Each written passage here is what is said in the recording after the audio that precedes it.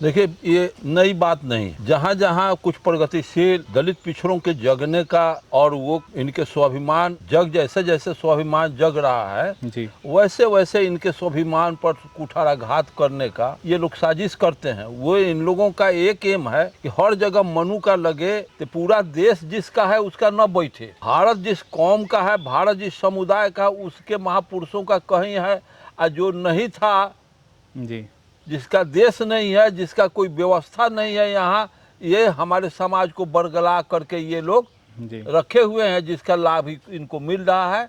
हमारे लोग दर्शक बन करके अपने देश में, अपने मिट्टी पर, अपने घर में बेदखल बने हुए हैं। जी इससे साफ जाहिर होता है कि अब हमारा समाज जग रहा है। आज न कल हमारा आवाज़ बुलंद होगा, आज न कल हमारा सोया हुआ समाज जगेगा।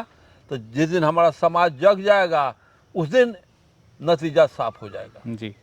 तो सर अभी जिस भारत देश में कानून के लिए बाबा साहब फेमस है और उन्हीं की परिश्रम के बदौलत भारत में संविधान बनकर तैयार हुआ, भारत में संविधान लागू हुआ, उस व्यक्ति की प्रतिमा लगाने के लिए सर इतना विवाद हो रहा है, कैसे देखते हैं इसे? तो बाबा साहब अम्बेडकर इतिहास का सृजन किए हुए हैं, एक ऐतिहासिक पुरुष हैं। और जो मनुवाद है, ब्राह्मणवाद है, उस समाज में इस टक्कर का एक भी क्वालिफाइड, एक इस तरह का कोई विद्वान, इस तरह का कोई समझदार ज्ञानी पुरुष पैदा ही नहीं लिया। तो वो चाहता है कि डॉक्टर अम्बेडकर को सामाजिक प्रतिष्ठा इतना न मिल जाए कि हम लोगों का कब्र खुद जाए। इसलिए वो चाहते हैं, अभी से वो चाह रहे हैं कि इन लोगों को सप्रेस किया जाए, दबाया जाए। और नहीं तो तब नहीं दबाएंगे हम लोग तो ये बहुत दूर तक आ जाएंगे, तुरंत आ जाएंगे। इसलिए दबाने का ये लोग साजिश चला रहे हैं।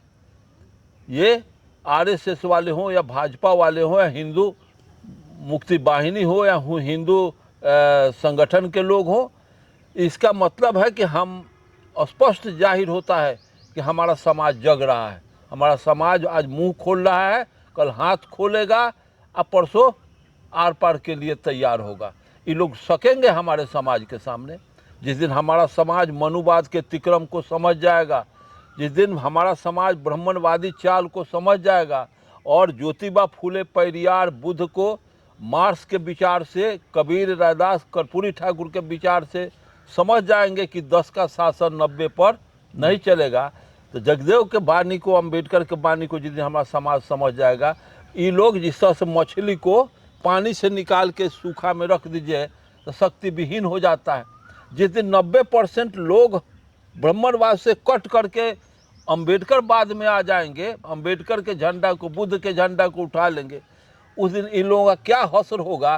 उनको वो सूझ रहा है, वो सूझ रहा है कि ये अभी सप्रेस न करेंगे तो तुरंत ये सब हावी हो जाएगा। इसलिए इसको अब वहीं से हर जगह सप्रेस करते चलो, दबाते चलो, झगड़ा लगाते चलो, केस मर मुकदमा, मर्डर, हत्या करते चलो कि सहम जाए, कुछ दिन के लिए सेट बैक कर जाए। अब कहने का मतलब है कि उनका समाज बहुत धूर्त है, तिक्रमबाज है। इतना धूर्त है कि 90% को इस तरह से वो अपने चंगुल में फंसा, अपने वाक छल में, अपने बानी में इस तरह से फंसा के रखे हुए है कि हमारा समाज स्वतः उस जाल में, ब्राह्मणवादी जाल में, मनुवाद के जाल में फंस करके जाति, मनु तो जाति विधान बनाया, जाति व्यवस्था बना दी, और उसमें हमारा समाज बट करके अपने ताकत को छीन भिन कर दिया।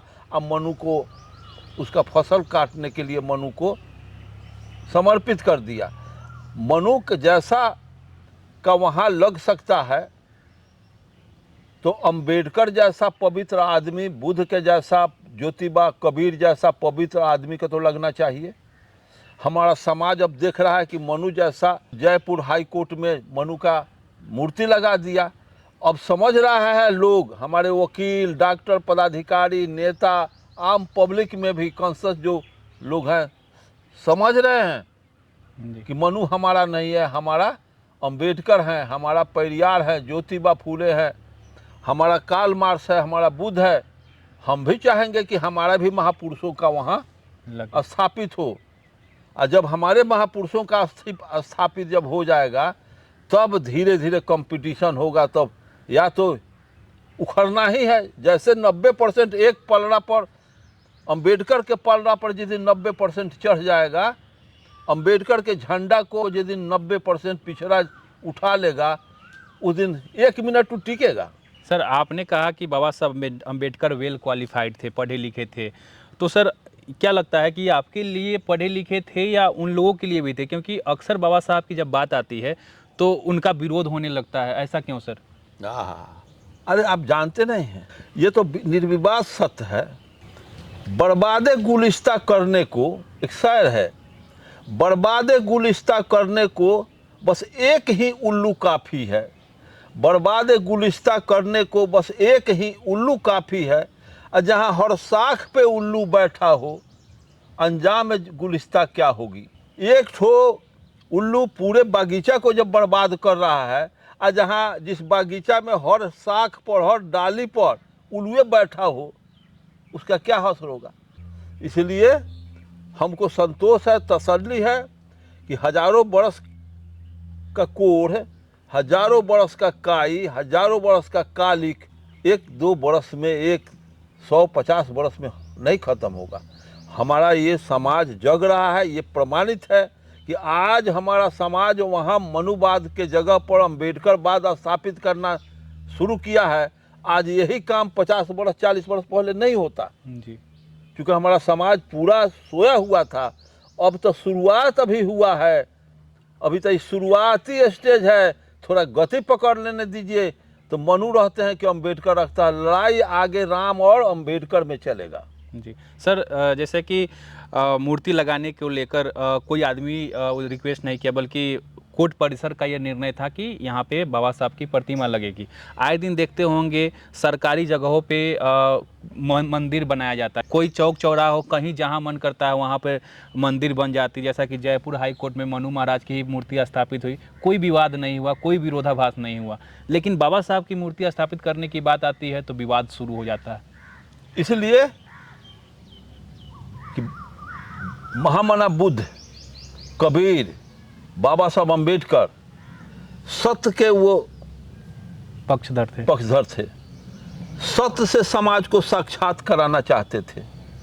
अब मनु झूठ पर आधारित व्यवस्था दिए हुए है, और तो झूठ पर आधारित व्यवस्था चलाने वाला और सत्य पर आधारित व्यवस्था चलाने वाला आपस में कंट्राडिक्शन होगा कि नहीं जी। टकराव होगा कि जैसे कि इलेक्ट्रॉन प्रोटॉन का जो क्रिया है कि इलेक्ट्रॉन प्रोटॉन को अपने प्रभाव में करना चाहता था, प्रोटॉन इलेक्ट्रॉन के प्रभाव में नहीं रहना चाहता है। यही द्वंद्व का कारण है कि पंखा नाचने लगती है भाग दौड़ के। तो एक तरफ मनुवाद और दूसरे तरफ बुद्ध अम्बेडकरवाद, पदार्थवाद, और एक तरफ झूठवाद, दोनों का टकराव होगा। तो जिसका पक्ष भारी होगा तो कम से कम हजारों वर्ष से हमारा समाज तो उसी में आकंठ डूबा हुआ था, तो टकराने का प्रश्न कहाँ है। इसलिए मनु का वहाँ लग गया। आज हमारा समाज जग रहा है, खोज रहा है, तो मनु के जगह पर अम्बेडकर लगेगा। आपको क्या लगता है सर, ये बात सच हो पाएगी एक समय? बिल्कुल होगा। ये डायलेक्टिकल नियम है, इतिहास का चक्र है कि इस धरती पर जो जितना छील के खाया बेछीलल उसी को खाना पड़ता है। तो साथियों, माननीय अरुण कुमार गुप्ता जी का विचार आपको कैसा लगा? जैसा कि मध्य प्रदेश के जो ग्वालियर में जो बाबा साहब की प्रतिमा लगाने की जो वहाँ पे जद्दोजहद हो रही है, भीम आर्मी की टीम लगी हुई है, तो तमाम बातचीत पे आपकी जो प्रतिक्रिया है हमें कमेंट बॉक्स में ज़रूर दीजिएगा, ताकि अगली बार माननीय अरुण कुमार गुप्ता जी से इस विषय पे और प्रतिक्रिया ले सकूँ। और वीडियो को ज़्यादा से ज़्यादा लोगों में शेयर करिए, वीडियो को लाइक करिए और अपनी प्रतिक्रिया हमें कमेंट बॉक्स में ज़रूर दीजिएगा। मिलते हैं अगले वीडियो में, तब तक आप अपने परिवार का ख्याल रखें। जय हर जग।